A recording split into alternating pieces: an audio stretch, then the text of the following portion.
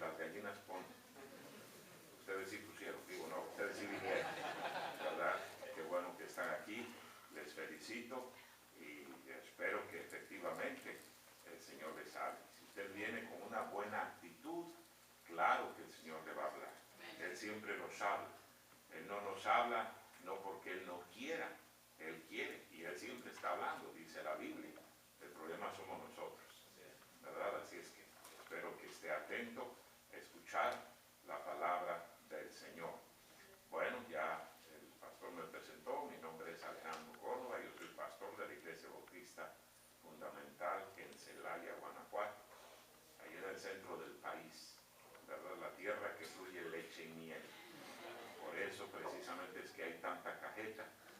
Siempre me preguntan si no traigo cajeta. No, no traigo cajeta. ¿Sabe por qué no traigo cajeta? No quiero que usted se haga diabético. Estoy cuidando su salud.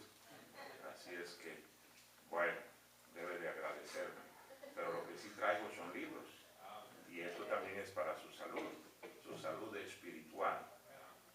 Les recomiendo, hermanos, hay bastantes libros ahí, no sé cuántos títulos, yo calculo que por lo menos unos 80, arriba de 80 títulos diferentes. Y les recomiendo. Mire, este libro se titula Fuego Vivo, Viento Fresco. Aquí, en este libro, el pastor de una iglesia en Brooklyn, en Nueva York, cuenta la transformación que se operó en su iglesia. Y de ser una iglesia pequeñita, ahora tiene miles de personas, ¿verdad?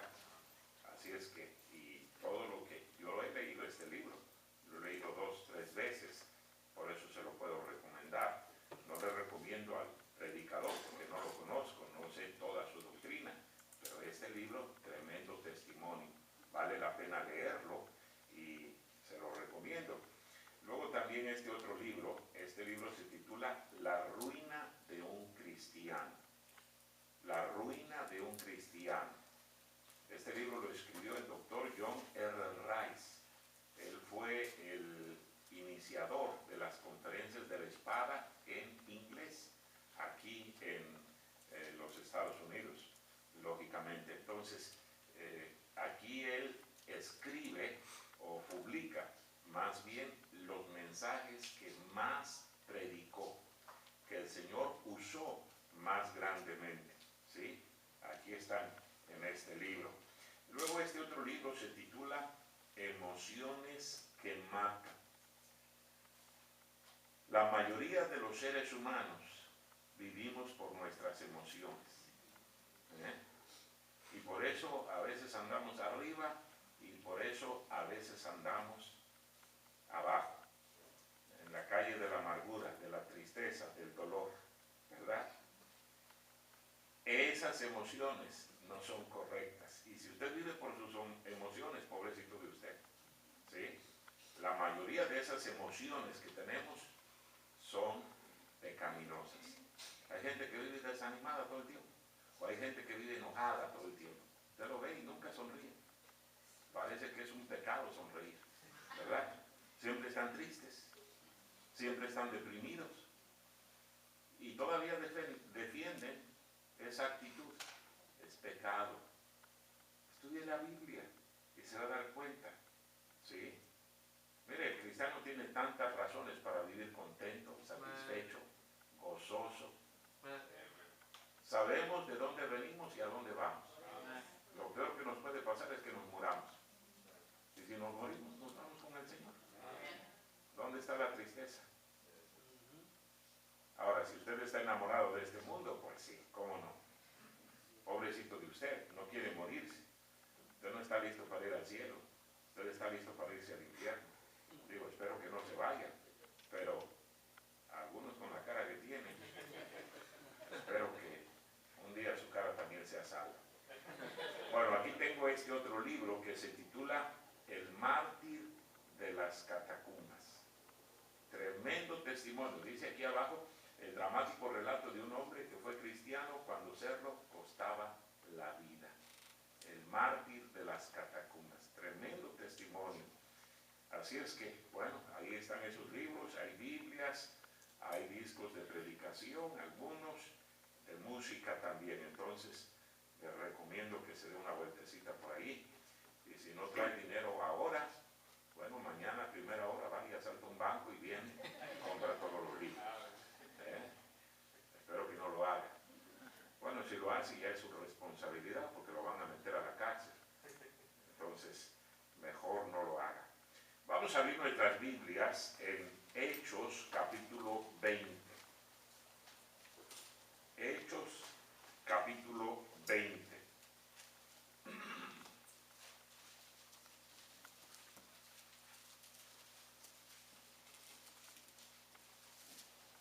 Póngale una marca ahí en su Biblia y vaya al libro de Números, capítulo 14. Números, capítulo 14.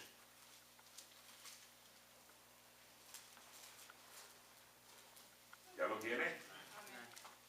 Voy a leer del versículo número 6 al versículo 8. Números 14, versículo 6 al 8. Sígame con su vista.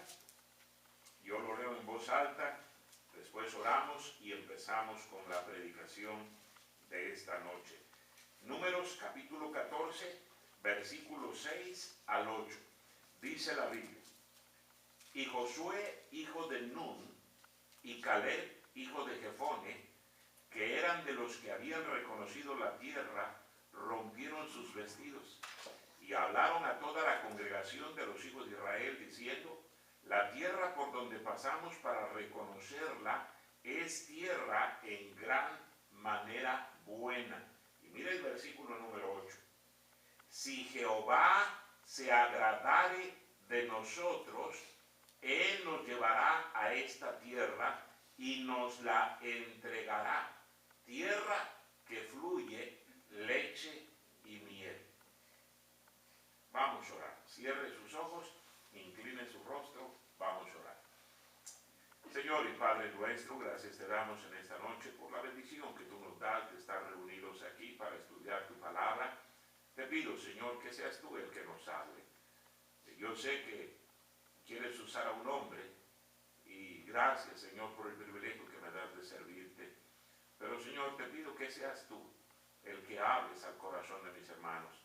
Ayúdanos a tomar decisiones firmes, decisiones que honren y glorifiquen tu nombre. Bendice esta enseñanza de tu palabra y te pido que quites cualquier estorbo de nuestra mente y de nuestro alrededor. Háblanos, te lo ruego en el nombre de Cristo. Amén. La Biblia aquí en Números nos está contando la ocasión en que el pueblo de Israel llegó a ese punto llamado Cades Barnea. Recuerden, habían salido de Egipto e iban con rumbo a la tierra prometida. Dios quería meterlos. Desde que los sacó de Egipto, Dios quería llevarlos a la tierra prometida. Llegan a ese punto llamado Cades Barnea y Dios le dice a Moisés: escoge a 12 hombres, uno de cada tribu, para que vayan y reconozcan la tierra y traigan la información al pueblo. Y dice la Biblia que así lo hizo. Allá en el capítulo 13, los primeros versículos nos hablan de esos hombres y nos da el nombre y a cada una de las tribus que pertenecían. Eran 12 tribus, entonces eran 12 hombres. Dice la Biblia, príncipes, principales de Israel. Moisés los manda a que reconozcan la tierra. Y dice la Biblia que traen del fruto de la tierra que habían reconocido. Y efectivamente, la Biblia dice que era un fruto abundante, grande, sabroso. Y traen esa información a Moisés y a todo el pueblo. Y dicen, efectivamente, lo que Dios dijo es verdad. Es una tierra generosa, es una tierra abundante, es una tierra que fluye leche y miel. Pero, dijeron, que vive ahí son gigantes, son fieros. Nosotros parecíamos langostas al lado de ellos. Y las ciudades son ciudades fortificadas y tienen ejércitos y tienen armamentos. Nosotros no podemos entrar a la tierra prometida. Y dice la Biblia que ese lenguaje, esa información empezó a cundir sobre todo el pueblo de Israel y empezaron a llorar y se desanimaron y hablaron de apedrear a Moisés, a Aarón y de regresar a Egipto. Y empezaron a quejarse y a chillar. Todo eso está ahí en la Biblia. Y a gritar, ¿para qué nos trajo Dios a esta tierra? ¿Para que nos mate? Mejor nos deberíamos de haber quedado en Egipto. Qué miserables, qué infelices, qué desdichados. En Egipto eran esclavos. Eran esclavos. No tenían libertad de hacer absolutamente nada. Algunos historiadores han dicho que inclusive las casas, si es que podemos llamarle casas, donde vivían los israelitas en Egipto, no tenían puertas. Algunas veces nada más tenían una cortina. El soldado egipcio, a la hora que se le pegara la gana, se podía meter a cualquier casa. ¿Se imagina? ¿Qué privacidad tenían? Eran explotados en todas las áreas imaginables e inimaginables. Y estos están diciendo aquí, ¿para qué nos trajo Dios? ¿Para qué nos sacó de Egipto? Mejor nos hubiéramos quedado ahí. Vamos a regresarnos a Egipto. En medio de esa confusión, de ese desánimo, de esa crítica y de esa queja, se levantan estos dos hombres, Josué y Caleb. Eran 2 de los 12 espías. 10 de ellos se habían quejado, habían hablado negativamente. Josué y Caleb dicen, si Jehová se agradare de nosotros. La única preocupación que nosotros debemos de tener es agradar a Dios. Y si Él se agrada, dice Josué y Caleb, Dios nos va a meter a esa tierra. Qué tremendo. Mire otra vez el versículo 8. Dice, si Jehová se agradare de nosotros, Él nos llevará a esta tierra y nos la entregará. Tierra que fluye leche y miel. Y efectivamente, miren, nosotros conocemos la historia, ahí está en la Biblia. En el libro de Josué leemos cómo fue que Dios metió al pueblo de Israel a la tierra prometida. ¿Qué cambió de esta ocasión en Cades Barnea y 40 años después, cuando el pueblo de Israel entró a la tierra prometida? ¿Qué fue lo que cambió? ¿Los habitantes? ¿Las ciudades? ¿El pueblo de Israel? Nada cambió. ¿Quién se encargó de meter al pueblo de Israel a la tierra prometida? Dios. Él lo había dicho y Él lo hizo. Yo quiero utilizar esta frase para hablar. Esta primera frase, si Jehová se agradare de nosotros. Quiero utilizar esa frase para hablar de la iglesia que agrada a Dios. La mayoría de nosotros como cristianos, en el tiempo presente, pensamos que vivir la vida cristiana, que hacer la obra de Dios que en el tiempo presente es imposible. ¿Sí? Y eso mismo hace que el cristiano viva una vida de derrota, de fracaso, de esterilidad, de inutilidad. Porque pensamos, mira el mundo, mira cómo el pecado corre y crece, y mira cómo la depravación y la degeneración y la maldad avanza. ¿Sabe que ese no es nuestro problema? Nuestro problema es agradar a Dios. Y si cada uno de los que estamos aquí esta noche nos preocupáramos de agradar a Dios, ¿qué no haría el Señor? ¿Qué no haría el Señor? Si Dios se encargó de sacar a Israel de Egipto, y Egipto era la potencia mundial de aquellos días, era el imperio gobernante en aquellos días, y Dios se encargó de sacar al pueblo de Israel y meterlos a la tierra prometida. ¿Por qué Dios no lo puede hacer hoy en día? Nunca el problema es Dios. Siempre el problema somos nosotros. Siempre.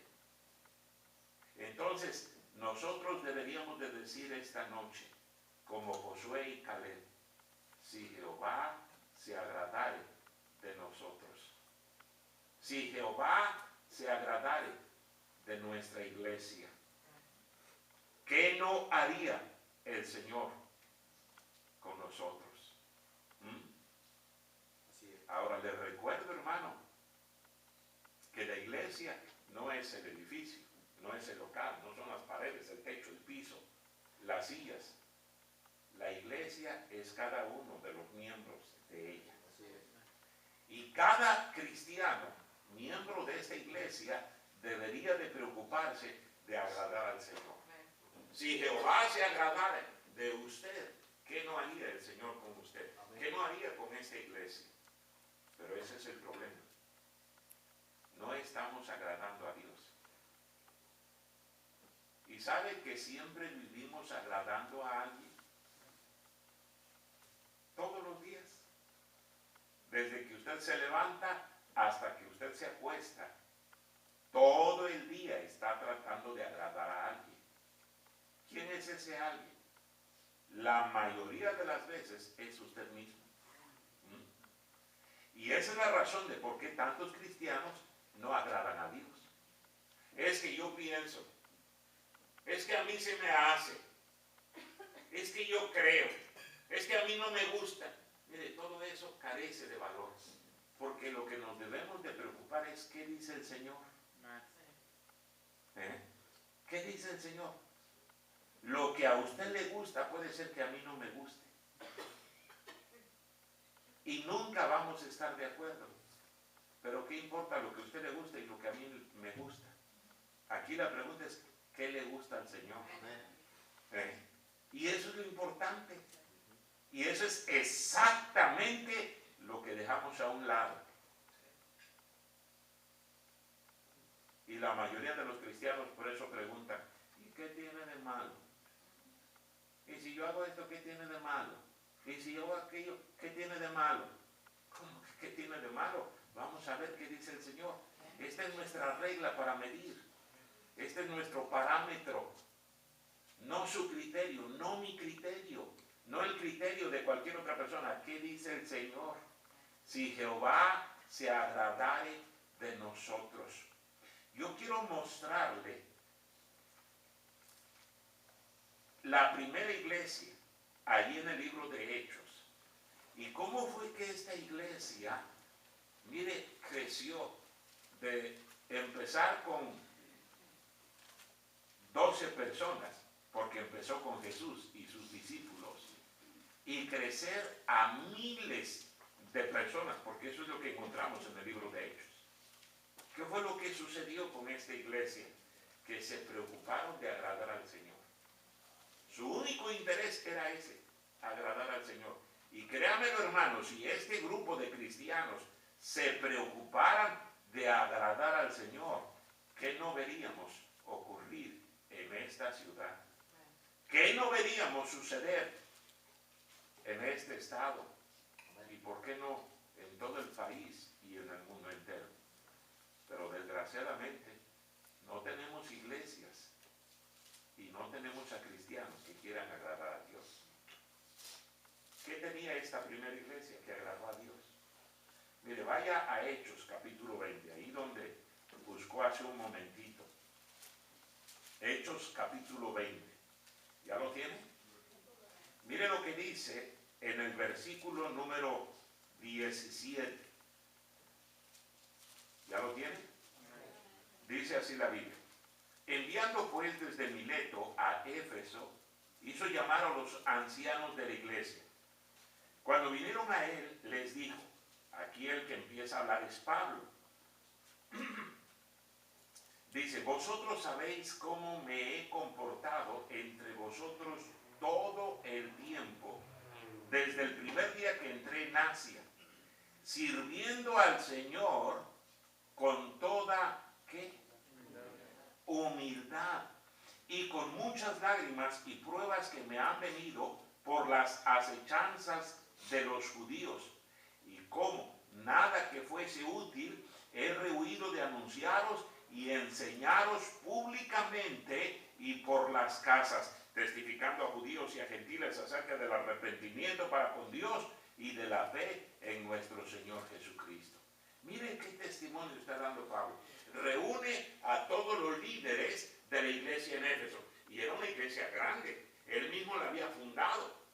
Él había pasado más tiempo en Éfeso que en cualquier otro lugar donde había empezado una iglesia.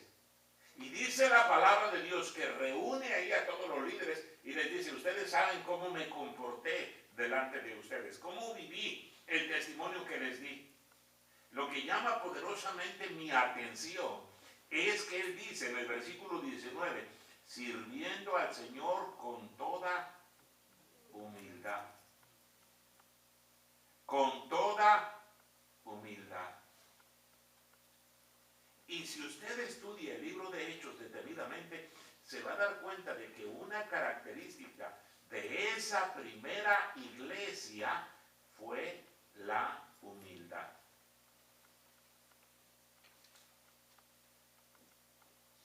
Una iglesia que agrada a Dios es una iglesia humilde.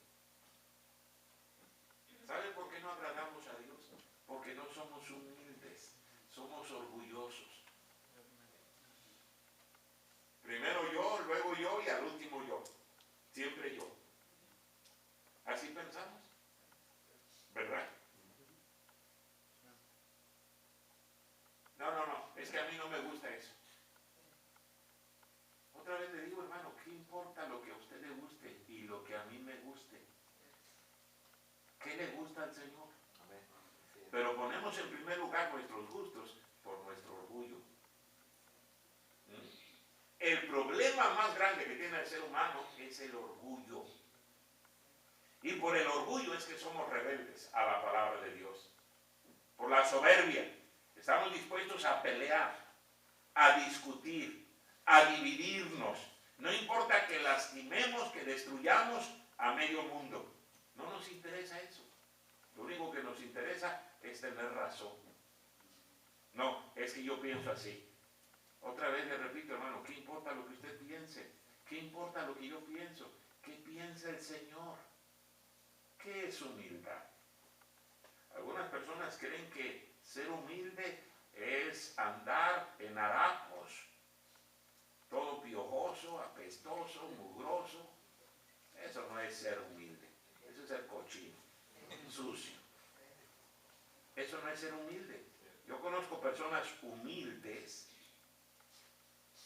económicamente hablando, pobres, limpias. ¿Sí? Limpias. La limpieza nada tiene que ver con la riqueza. Porque también conozco gente rica que es cochina, que es sucia. ¿Sí? La Biblia dice que humildad es una decisión. Si usted no quiere ser humilde, nunca va a ser humilde. Nunca. Y por supuesto, la naturaleza de nosotros es ser orgulloso, ser altivo, ser soberbio. ¿Sí? Nos creemos la mamá de los pollitos, la mamá de Chita y de Tarzán. ¿Sí? Así pensamos. No, es que yo no estoy de acuerdo con esto. Mire lo que dice la Biblia en Filipenses capítulo 2. Filipenses capítulo 2. ¿Ya lo tienen? Mire lo que que dice el versículo número 5. Haya pues en vosotros ¿qué? Este sentir. Ahora, la palabra sentir allí no está hablando de una emoción, no está hablando de un sentimiento, está hablando de un pensamiento. Si usted cambia la palabra sentir por la palabra pensar, no está alterando la palabra de Dios. Dice, haya pues en vosotros este pensar que hubo también en Cristo Jesús. ¿Y cuál fue el pensamiento que hubo en la mente de Cristo? Dice el versículo número 6, el cual siendo en forma de Dios, no estimó el ser igual a Dios como cosa a que aferrarse, sino que se despojó a sí mismo, tomando forma de siervo, hecho semejante a los hombres, y estando en la condición de hombre, se humilló a sí mismo, haciéndose obediente hasta la muerte y muerte de cruz. Yo pregunto, ¿por qué Dios, el creador del universo, el creador de nosotros, digo, yo creo que, espero que usted crea que efectivamente la Biblia dice la verdad? Dios nos creó. Dios creó el universo. Espero que lo crea, porque si no cree eso, pues entonces no va a creer nada de lo que la palabra de Dios enseña. Él, siendo Dios, estuvo dispuesto a venir y a vivir en el cuerpo de un hombre. Limitarse al cuerpo de un hombre. Y piense, hermano, que el Dios Todopoderoso sea igual que nosotros. Disculpen por el ejemplo que voy a mencionar, pero eso es como si usted viera ya unas cucarachas y usted dijera, me voy a meter en el cuerpo de una cucaracha para ayudar a las cucarachas. Y todavía queda lejísimos ese ejemplo. Es muy burdo, porque nosotros somos peores que cucarachas. Ay, pastor, me está ofendiendo. Ve lo que digo.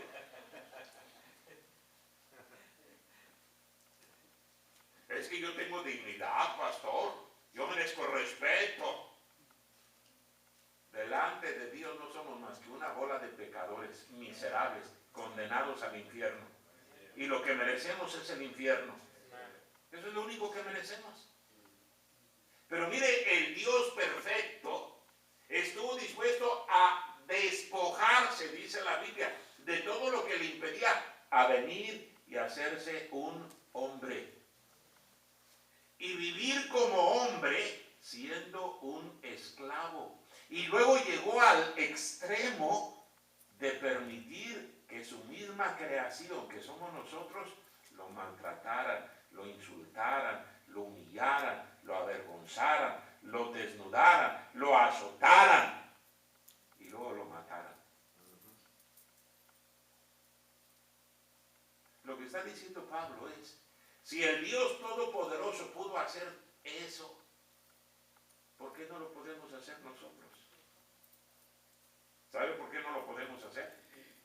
Porque no pensamos de esa manera.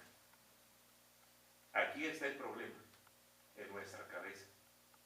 Y ese es el problema del mundo. El mundo inconverso, cómo alienta nuestro ego, ¿verdad? Tú vales, tú eres importante, tú mereces que te traten así, que te traten, y eso nos encanta. Que nos echen porras. Ah, no, pues sí, es que yo soy el mero bueno. ¿El bueno para qué? Para vivir en pecado, en rebeldía, en desobediencia a la palabra de Dios. Para eso sí somos muy buenos, somos expertos. ¿Sabe cómo usted puede medir su humildad? ¿Quiere saber si es humilde? Aquí está la regla. Mire el versículo 8 otra vez. Versículo 8. Y estando en la condición de hombre, se humilló a sí mismo, haciéndose haciéndose ¿qué? Obediente hasta la muerte y muerte de cruz. ¿Sabe cómo usted puede saber si es humilde o no es humilde? ¿Qué tan obediente es a la palabra de Dios? Esa es la humildad. ¿Por qué no obedecemos? Porque no somos humildes.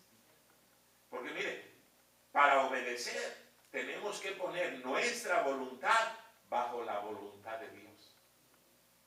Y eso no nos gusta. No nos gusta.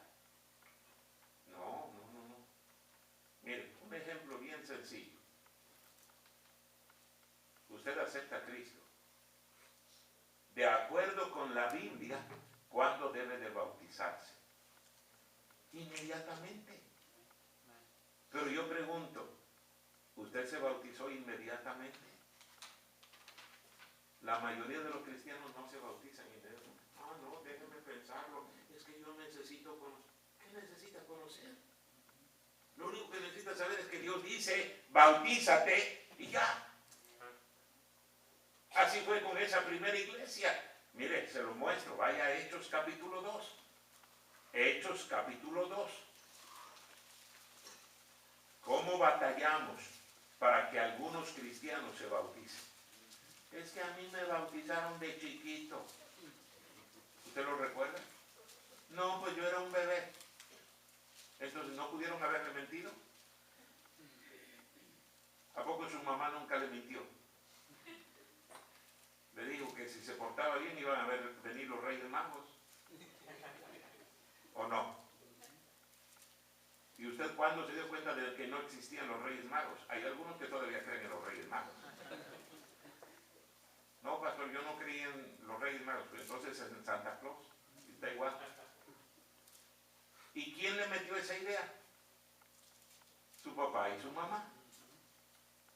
Entonces no me diga que todo lo que su papá y su mamá le enseñaron es correcto. Ah, pero eran sinceros. Sí, pero estaban equivocados. Era una mentira. Y es una mentira.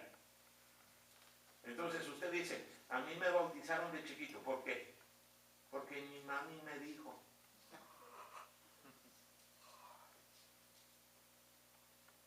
No le estoy diciendo que todo lo que su mamá le dijo es mentira, pero es tan pecadora como cualquiera.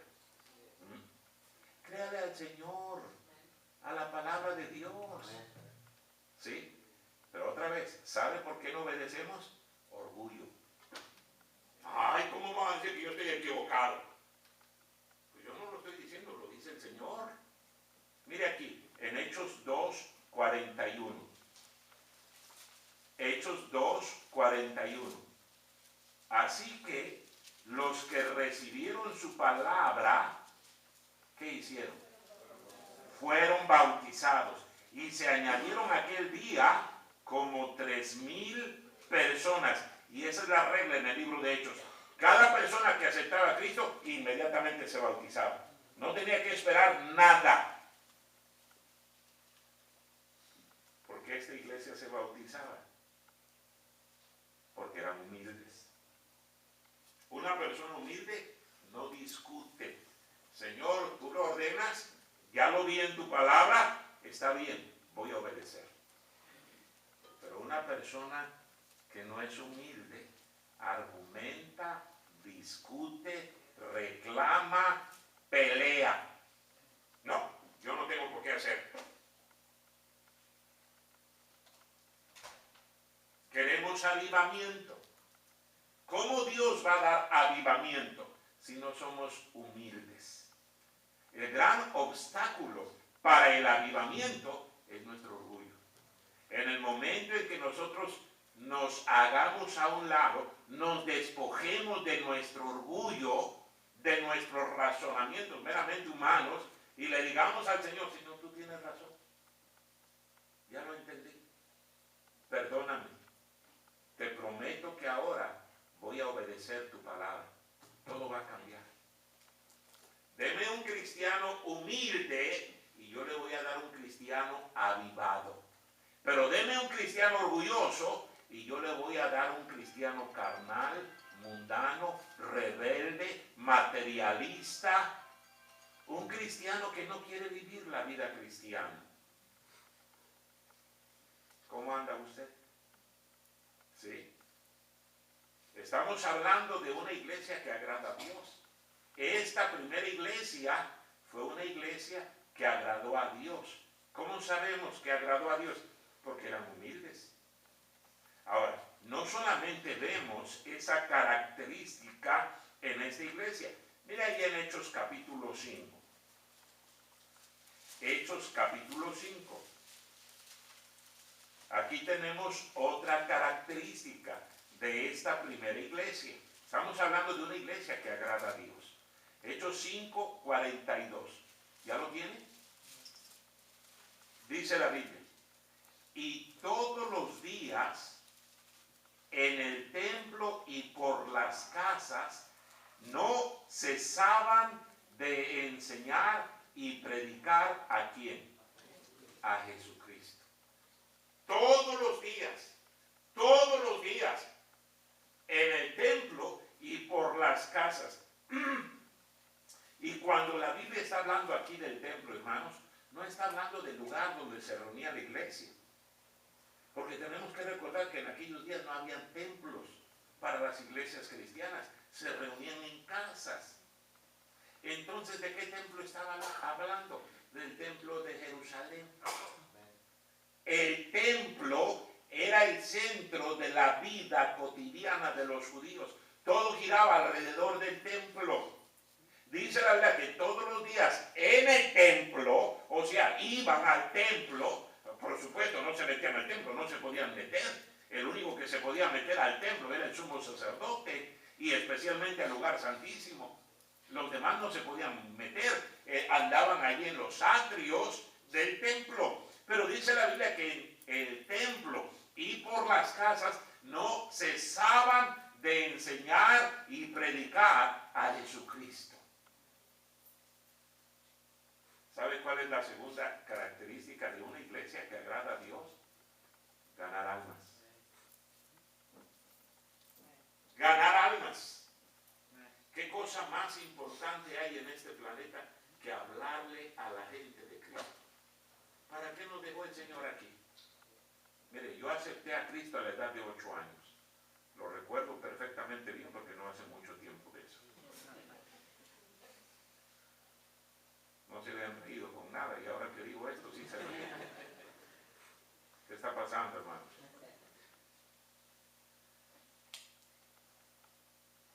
Sus risas me ofenden.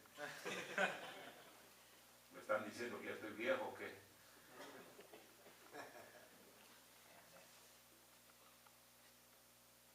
¿Para qué me dejó el Señor? Para comer, dormir, trabajar. Comer, dormir, trabajar. Comer, dormir, trabajar. Esa es la vida de un montón de gente. ¿Sí? ¿Para qué trabajas? Pues para comer. ¿Y para qué comes?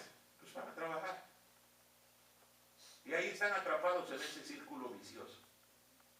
No, hermano, Dios nos dio la vida para mucho más que eso. No es para acumular riquezas.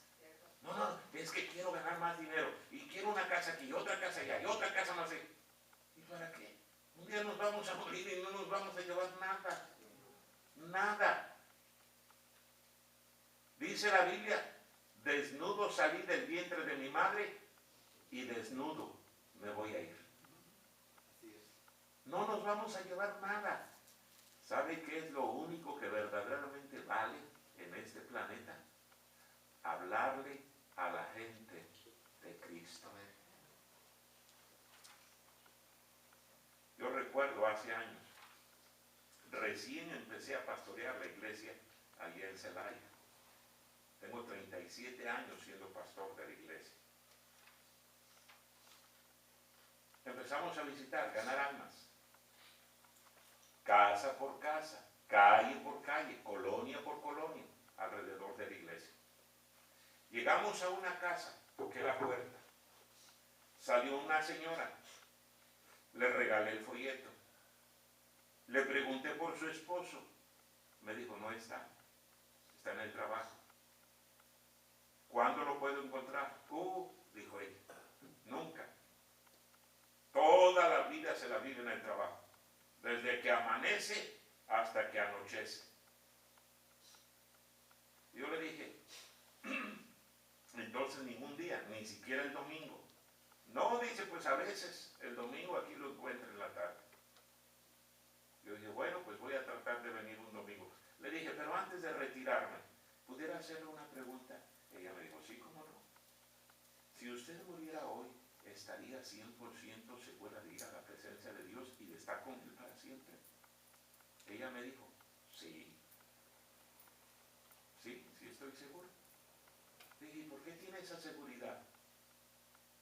Ella me dijo, porque hace 6 años yo le pedí a Cristo que viniera a mi corazón y fuera mi Salvador. Le dije, entonces, ¿en verdad usted está 100% segura? Sí, me dijo ella. Le dije, le felicito. Le felicito. Yo le pregunté, entonces usted ya se bautizó también. Me dijo, sí. Después de que acepté a Cristo hace 6 años, inmediatamente me bauticé. Le dije, le felicito. Entonces supongo que su marido es cristiano. No, me dijo ella. Es ateo. Yo estaba pensando. Ella es cristiana y su marido ateo. Bueno, no dije nada. Pero le dije, entonces usted asiste a una iglesia. Me dijo, no. Yo le dije, ¿por qué? Si usted es cristiana, es hija de Dios. ¿Acaso no quiere ser una hija obediente? Me dijo, mire, es que acabamos de llegar aquí a la ciudad.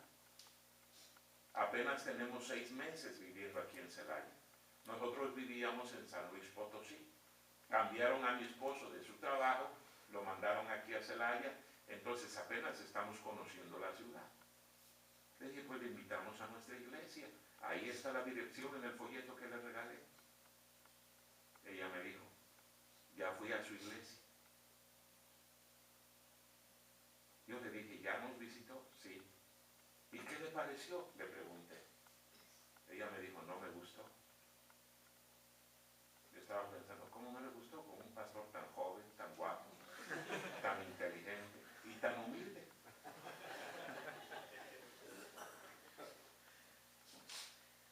En aquellos años, hermano. Si ahora hubiera llegado, yo no pudiera decir eso. Pero le pregunté, ¿por qué no le gustó? Y ella me dijo, sí es cierto que hay mucha gente en su iglesia. Dijo, pero yo llegué y ni uno solo me saludó.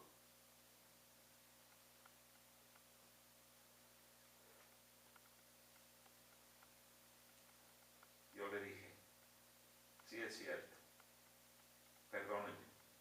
Le dije, yo soy el culpable. Yo no le he enseñado a los hermanos a ser buenos cristianos, a ser amables. Perdónenme.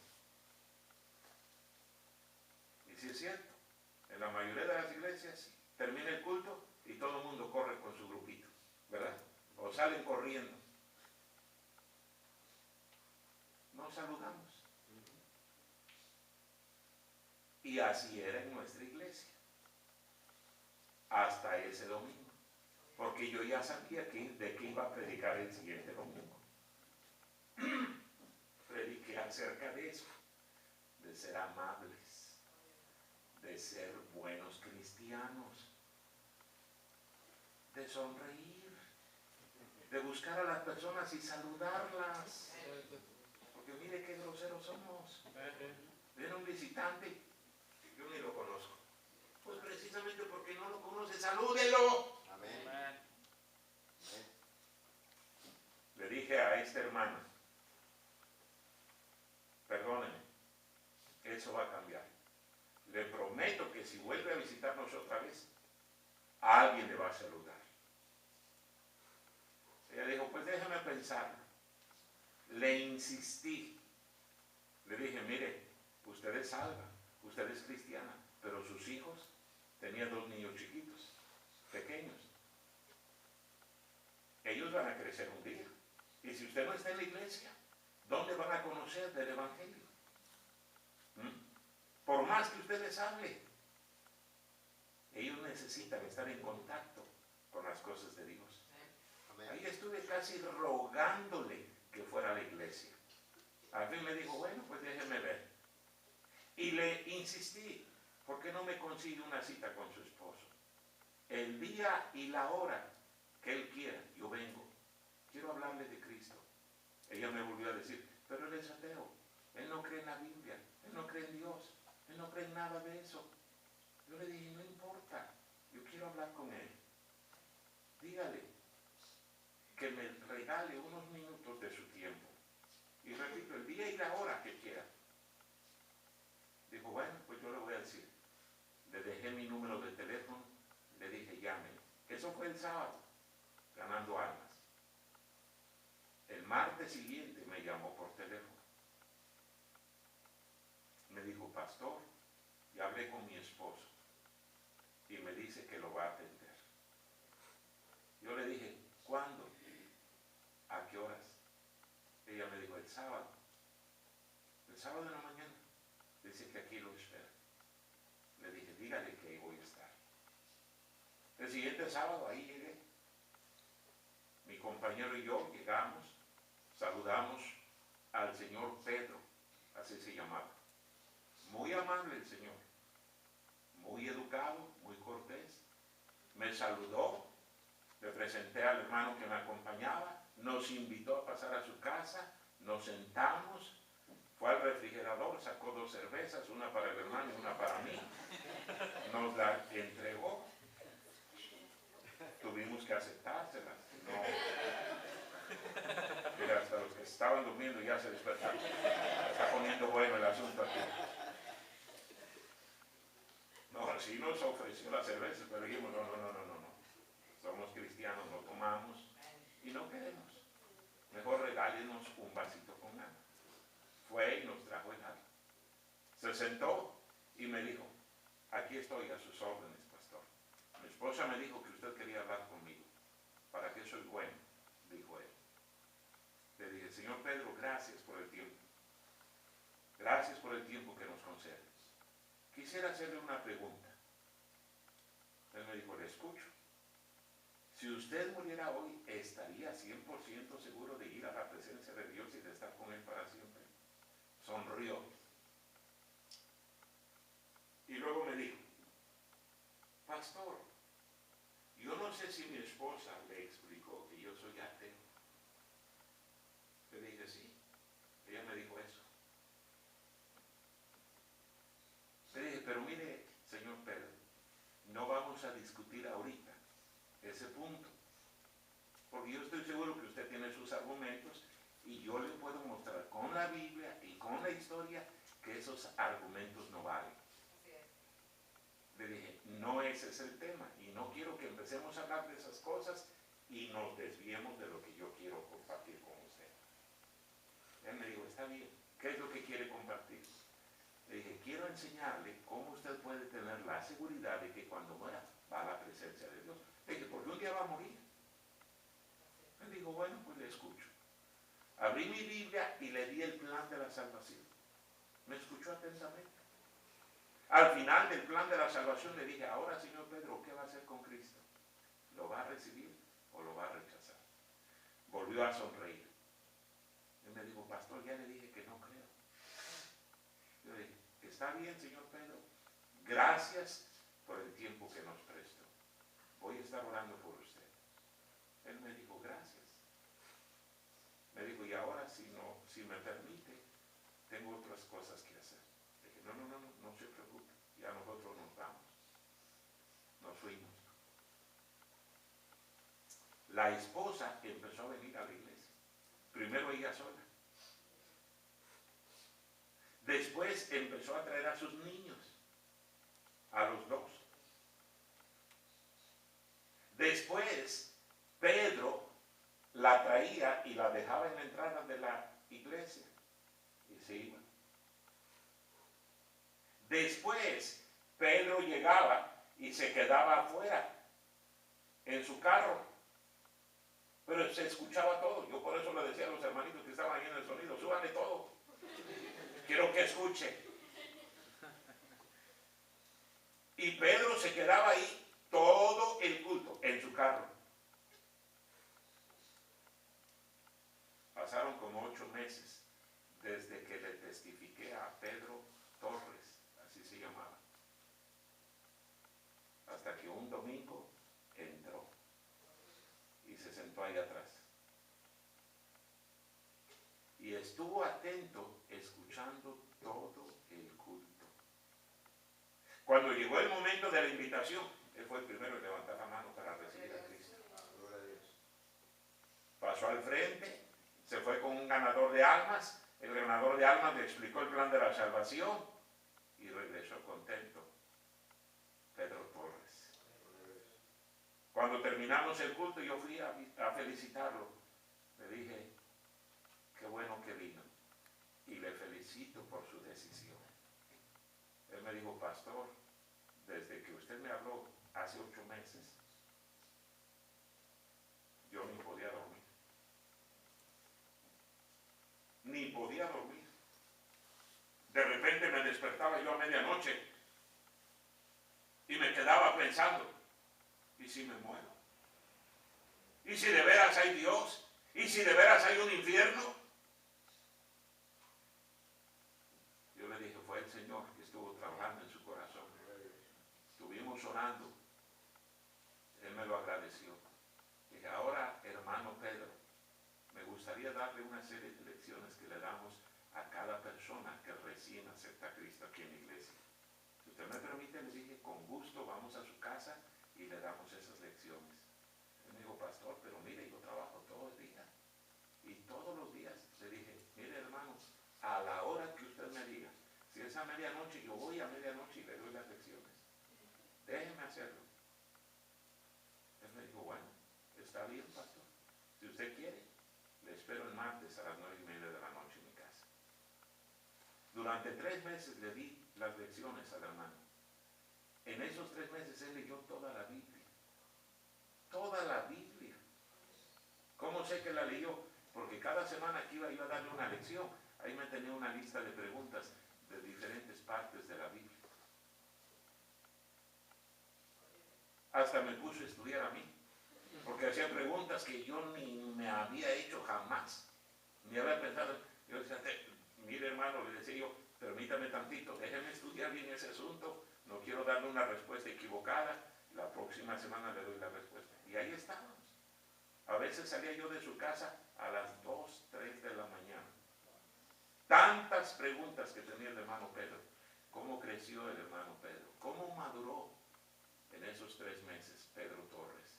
Mucho más que su esposa, que tenía muchos años más de ser cristiana.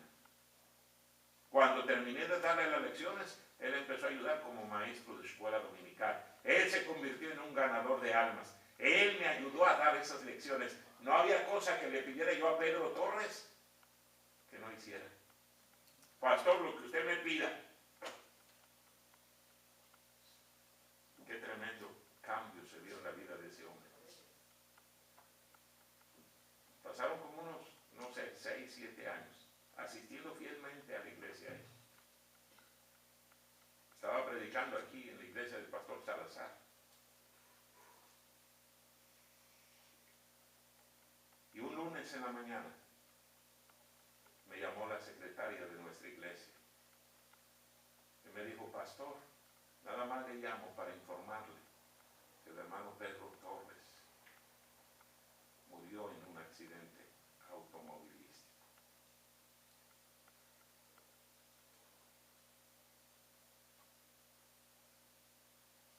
Cuando colgué el teléfono, me quedé orando por la familia. Y le dije al Señor, Señor, ¿por qué te llevas al hermano Pedro? ¿Por qué no te llevas a esos mañosos que están allí sin hacer nada? Regrésamelo y te mando 2. Más te mando 3. Qué cambio tan tremendo. El hermano Pedro está con el Señor. ¿Qué si no hubiéramos salido a ganar almas?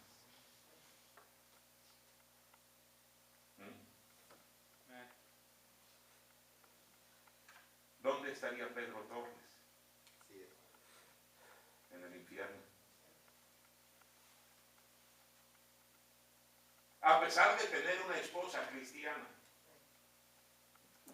porque ella se casó con él ya siendo cristiana y él ateo. ¡Qué increíble!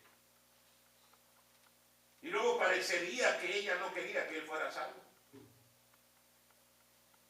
¡Qué tristeza! Pero esa es la actitud de un montón de cristianos. Dios sabía que unos cuantos años más adelante Pedro iba a morir.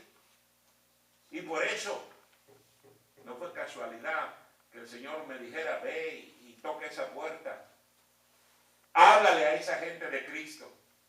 Y yo muy bien me pudiera haber ido. Ya, ella me dijo que es cristiana, yo ya me voy. Asunto arreglado. No quiere ir a la iglesia, está bien. Ese es su problema. Dios sabía, va a morir. Y mire, murió joven Pedro Torres.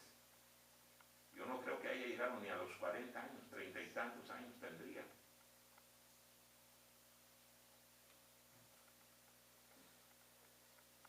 Una iglesia que agrada a Dios es una iglesia que gana almas.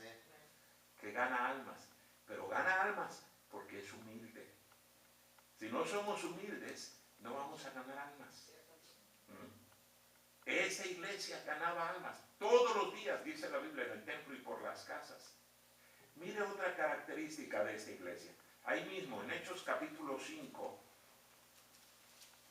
versículo número 9. Hechos 5, 9. Y Pedro le dijo, ¿por qué convinisteis en tentar al Espíritu del Señor? He aquí a la puerta los pies de los que han sepultado a tu marido y te sacarán a ti. Al instante ella cayó a los pies de él y expiró. Y cuando entraron los jóvenes, la hallaron muerta y la sacaron y la sepultaron junto a su marido. Y mire lo que dice el versículo número 11. Y vino gran temor sobre toda la iglesia y sobre todos los que oyeron estas cosas. ¡Qué tremendo temor vino sobre toda la iglesia! Usted conoce la historia. Ananías y Zafira vendieron una propiedad y le habían prometido a Dios que todo el dinero lo iban a dar a la iglesia.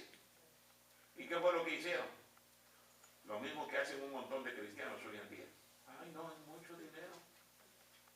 Y luego si el pastor se roba el dinero, no, mejor no doy. De que no se lo robe a otra persona, usted se lo roba. Porque le está robando a Dios. Eso fue lo que hizo Ananías y Zafira. Le robaron a Dios. Pedro ni sabía. Dice la Biblia que el Espíritu Santo le dijo a Pedro, Pedro, mira, va a venir ese Ananías.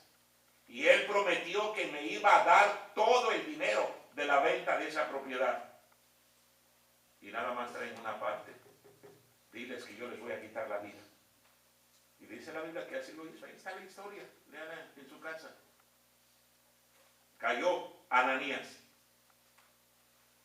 Ahí estaban unos jóvenes. ¿Qué le dijo Pedro a esos jóvenes? Vayan y entiérrenlo. Y apenas vienen regresando los jóvenes y ya está Zafira ahí tendida también. ¿Por qué? Porque mintieron al Señor. No mintieron a Pedro. Pedro mismo se lo dijo. Tú no me estás tratando de engañar a mí. Tú no me hiciste la promesa a mí. Se la hiciste a Dios. ¿Usted cree que de allí en adelante alguien quiso mentir acerca de sus diezmos, de sus ofrendas a Dios? Dice la Biblia, gran temor. Yo creo que todos, no. Aquí está mi ofrenda, yo no quiero que el Señor me quite la vida. ¿Sabe cuál es la tercera característica que yo veo en esta iglesia? Que esta iglesia tenía convicciones. Convicciones. ¿Qué es una convicción? Una convicción es la decisión que nosotros tomamos después de estudiar la palabra de Dios y saber qué es lo que Dios quiere que hagamos. Esa es una convicción. Ahora, cada persona tiene que formarse sus convicciones. Usted no puede vivir por mis convicciones, yo no puedo vivir por sus convicciones. Usted no puede vivir por las convicciones de su pastor. Ahora, su pastor le va a enseñar sus convicciones, pero usted tiene que formarse sus convicciones. Mire, por ejemplo, con mi papá. Yo jamás vi a mi papá con un vaso de cerveza, un vaso de vino. Jamás. Jamás vi a mi papá con un cigarro en la boca. Jamás. Jamás vi y escuché a mi papá decir, vamos al cine. Nunca. Vamos al baile.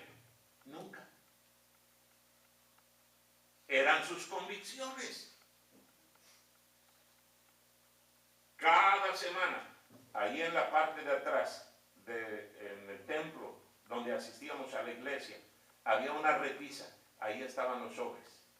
Cada semana sin fallar. Yo veía que el día domingo mi papá llegaba, tomaba un sobre, se lo guardaba en la bolsa de la camisa. Cada domingo en la mañana. Nos sentábamos siempre en la segunda banca. Yo veía que él sacaba el sobre, sacaba unos billetes, los metía, escribía algo en el sobre. Cuando pasaba el cesto de las ofrendas, ahí ponía su sobre. Cada semana, sin fallar. Otra convicción que tenía mi papá era nunca faltar a la iglesia. Jamás. Yo no recuerdo haber faltado a la iglesia. Nunca. Cada culto, ahí estábamos. Él se paraba en la puerta de la casa y decía, vámonos. Y tronaba los dedos. Vámonos, vámonos. Nunca lo escuché decir, váyanse, allá los alcanzo. No. Vámonos. Y cuando llegamos al templo, y ahí nos sentábamos en la segunda banca, derechitos, quietecitos, atentos. Nada de estar saliendo y entrando. Nada de estar jugando allí. Fuimos 7 hermanos. El viejito que nos predicaba era un viejito ya como de 90 años. Ni se le entendía. Ahí estábamos sentados, ni escuchaba yo lo que decía. Esas eran las convicciones de mi papá. Y puedo hablarles de muchas más. Pero las convicciones de mi papá no necesariamente tenían que ser las mías. Yo tuve que formarme mis propias convicciones. Sí. Un día yo salí de la casa. Si yo ya no hubiera querido asistir a la iglesia, ¿quién me obligaba? Si yo quisiera tomar, fumar, ¿quién me lo impedía?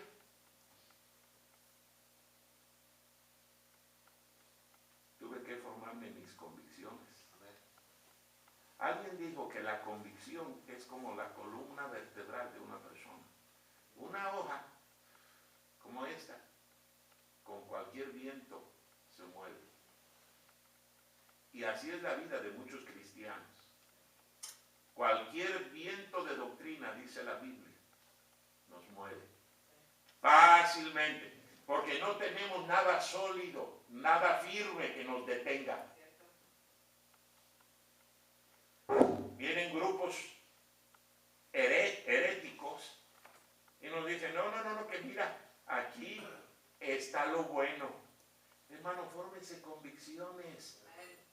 Fórmense convicciones. Estudie la Biblia. Yo decía hace un ratito del hermano Pedro Torres. Mire, en verdad me sorprendió que en 3 meses haya leído toda la Biblia. Hay cristianos que tienen 20 años de ser cristianos y no han leído toda la Biblia. Él se formó esa convicción. Él dijo, no, yo tengo que conocer. Y se metió en la palabra de Dios. Y por eso la clase de vida que vivió. Una convicción firme. Nada ni nadie lo movió. Iba con 2 compañeros cuando tuvo ese accidente automovilístico. Él era ingeniero mecánico, era el gerente de una planta armadora de transmisiones ahí en Celaya. Cada 15 días tenía que ir a Cuernavaca. Ahí está la fábrica de carros de la Nissan, en Cuernavaca. Él iba para ponerse de acuerdo y afinar los detalles de las transmisiones. Cada semana, 2 compañeros le acompañaban. A esos 2 compañeros se los llevó a la iglesia. Él les testificó. No asistían fielmente a la iglesia, pero ellos escucharon el evangelio. Yo no sé si eran salvos o no eran salvos. Pero Pedro Torres les habló. Porque era una convicción. Hermano, fórmense convicciones. Mire a Daniel. Daniel y los 3 jóvenes hebreos llegaron a Babilonia. ¿Qué les dice el rey Nabucodonosor por medio del jefe de los eunucos? Van a comer y van a beber lo que come y bebe el rey. ¿Y qué dijo Daniel y los otros 3 jóvenes? No. ¿Por qué? El jefe de los eunucos dijo, me van a matar a mí, porque yo soy responsable. Daniel dijo, no. Era su convicción. Y mire, cuando un cristiano tiene convicciones, pase lo que pase, venga lo que venga, se mantiene. Esta iglesia, por eso fue lo que llegó a ser. Porque tenían convicciones. Todo empieza con la humildad. La humildad es el cimiento. Ahí empezamos a edificar. ¿Qué edificamos? Ganar almas, convicciones. Pero si no somos humildes, ¿qué me importa lo que diga la Biblia? ¿Qué me importa lo que Dios dice? Yo voy a hacer lo que a mí se me pega la gana. ¿Verdad? Y hay montones de cristianos así. Y mire, lo más sorprendente es que esos cristianos luego están chillando. Ay, ¿por qué Dios no me bendice? ¿Por qué Dios no contesta mi oración? A lo mejor Dios ni existe. ¿Con qué derecho le reclamamos? ¿Con qué derecho le pedimos? Dios quiere bendecir. Por eso Josué y Caleb le dijo al pueblo, vamos a agradar a Dios. Y si agradamos a Dios, ¿qué cosa no va a hacer el Señor por nosotros? ¿Está usted agradando a Dios? Esta iglesia lo agradó. ¿Cómo lo agradó? Porque fue una iglesia humilde, fue una iglesia ganadora de almas, fue una iglesia de convicciones. Pero no solamente eso. Mire ahí en Hechos capítulo 20, versículo número 24. Hechos capítulo 20, versículo número 24. Aprenda de esta iglesia, hermano. Aprenda. Si cada miembro de esta iglesia que estoy viendo aquí tuviera estas características, mire, yo le garantizo, no porque yo sea alguien, sino por lo que Dios dice. Dios bendice esta iglesia, cada familia, cada persona, miembro de esta iglesia. Dios pudiera traer un verdadero avivamiento a esta iglesia, pero el avivamiento empieza con uno mismo. Si uno no está avivado, olvídese, nada va a suceder. Imagínense, un avivado aquí, otro avivado allá, otro avivado más. De repente es un fuego que inunda toda la ciudad. Dice aquí la Biblia, en Hechos capítulo 20, versículo número 24. Pero de ninguna cosa hago caso. Está hablando Pablo. Ni estimo preciosa mi vida para mí mismo, con tal que acabe mi carrera con gozo y el ministerio que recibí del Señor Jesús para dar testimonio del Evangelio de la gracia de Dios. ¿Qué dice Pablo aquí? No estimo preciosa mi vida para mí mismo. A mí no me importa si me matan, porque dice la Biblia que cuando iba a ir a Jerusalén, todo el mundo le decía, te van a coger preso, te van a matar, Pablo. No vayas, no vayas. Hermanos cristianos le decían, no vayas, Pablo, te van a matar. Y por eso es que Pablo dice, a mí no me importa si me matan. Yo estoy dispuesto a dar mi vida por Cristo. ¿Saben cuál es la cuarta característica de una iglesia que agrada a Dios? Una iglesia que está dispuesta a pagar el precio. ¿Cómo me molesta escuchar a cristianos que dicen, yo soy cristiano, yo no soy fanático? fanatícese. Fanatícese.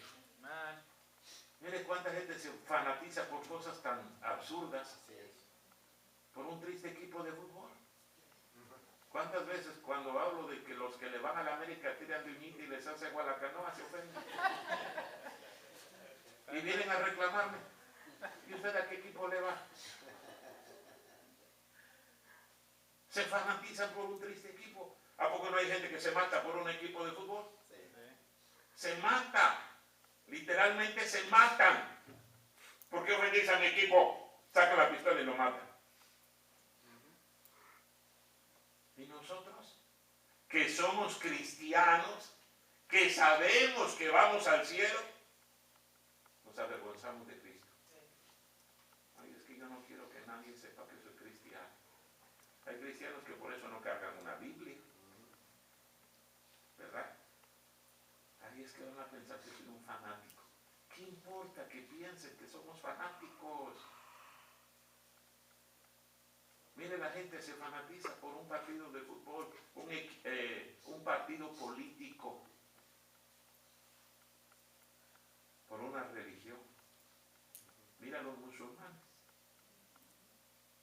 ¿Sí se ha dado cuenta de que se amarran dinamita alrededor de su cuerpo y se meten a un lugar donde hay mucha gente y explotan? Ellos saben que van a morir. Se matan. ¿Y nosotros? Nos ofendemos porque nada más nos dicen aleluya. Mira ese loco religioso. Mira ese. Y ya no voy a ir a la iglesia. Así no eran estos cristianos. Y estudie la historia, hermano. Los romanos eran crueles. Primero eran los judíos los que perseguían a los cristianos, pero después los romanos, el imperio romano. Una de las formas en las cuales atormentaban los romanos a los cristianos era que los echaban ahí a la arena. Esos circos romanos, esas arenas romanas, esos estadios, y los ponían a pelear con leones. Claro que los leones hambrientos mataban a familias enteras. O los amarraban en los postes que había en las calles principales, allí en Roma. Los amarraban, les untaban brea, aceite y luego les prendían fuego. Y los cristianos, calladitos. Este libro, léalo y se va a dar cuenta de cómo sufrió este cristiano. Y él con gusto. Era un honor para él morir por la causa de Cristo. Pedro, Pablo, Esteban. ¿Está usted dispuesto a pagar el precio? Porque vivir para Cristo implica pagar un precio. Cuesta. No es cosa sencilla, porque vamos en contra del mundo. Pero vale la pena, hermano. Vale la pena. Esta iglesia lo entendió.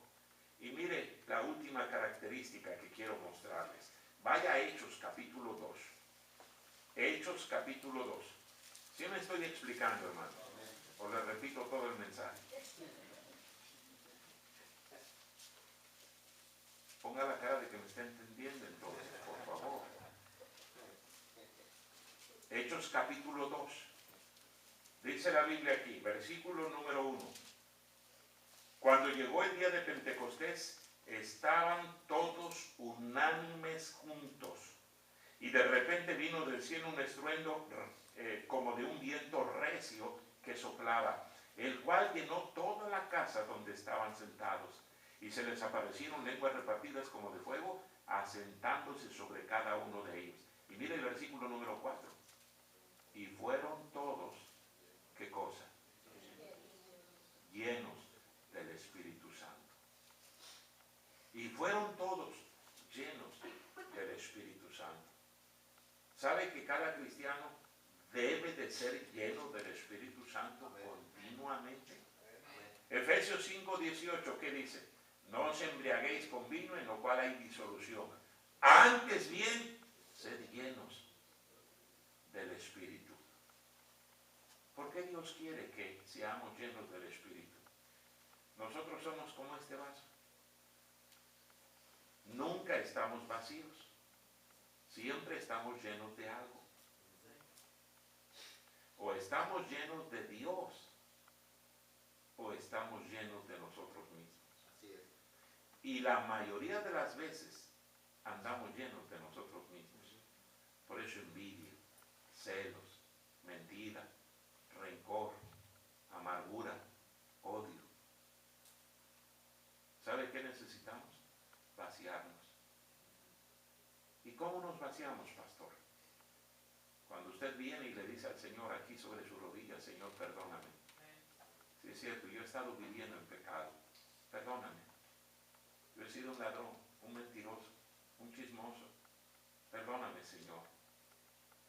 No quiero seguir viviendo así. Límpiame. Y después de que estamos limpios, porque Él nos limpia, entonces podemos decirle ahora, Señor, lléname de tu Santo Espíritu.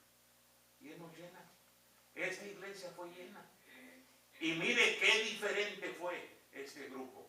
120 que estaban congregados en un local como este, escondidos, no querían decir que ellos eran cristianos, porque sabían lo que habían hecho con Jesús. Lo habían matado. Y ellos pensaban, si nosotros decimos que somos cristianos, nos van a matar. Estaban escondidos. Pero después de que fueron llenos del Espíritu Santo, ¿qué pasó? Todo cambió. Ya no les importó decir que eran cristianos. Ahora a propósito dijeron, somos cristianos y ustedes mataron a un inocente, son unos criminales. Y dice la Biblia que 3,000 personas fueron salvas. Amén. Si cada uno de nosotros fuéramos llenos del Espíritu Santo, qué diferentes cristianos seríamos. Veríamos un verdadero avivamiento. Pero ¿por qué no estamos avivados? ¿Por qué no estamos llenos de Él? ¿Por qué no le dice esta noche, Señor, perdóname? Yo no te estoy agradando a ti. Estoy agradando al mundo. Me estoy agradando a mí mismo. Perdóname. Vamos a orar. Cierre sus ojos. Incline su rostro. Vamos a orar. Nadie esté bien.